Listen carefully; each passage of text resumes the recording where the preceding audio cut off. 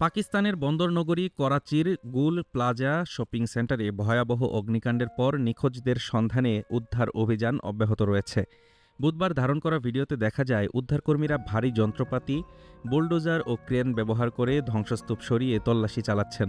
জীবিত কাউকে উদ্ধার করার পাশাপাশি মৃতদেহ, মরদেহ উদ্ধারের চেষ্টা চলছে। পাকিস্তানি গণমাধ্যমের খবরে বলা হয়েছে, অ্যাম্বুলেন্স সার্ভিসের বরাতে এ পর্যন্ত অন্তত ২১ জনের মৃত্যুর খবর পাওয়া গেছে। তবে এখনও প্রায় ৬০ জন নিখোঁজ রয়েছেন বলে জানানো হয়েছে। ঘটনায় গভীর শোক প্রকাশ করেছেন পাকিস্তানের প্রধানমন্ত্রী মোহাম্মদ শাহবাজ শরীফ।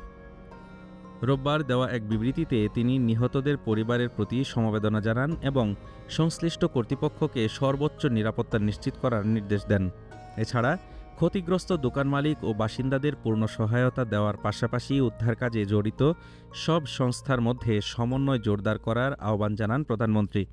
শনিবার গভীর রাতে শপিং সেন্টারটিতে আগুনের সূত্রপাত হয়। এতে ব্যাপক প্রাণহানির পাশাপাশি দোকানপাট ও পণ্যের বড় ধরনের ক্ষয়ক্ষতি হয়েছে। Desk report, Dhaka today.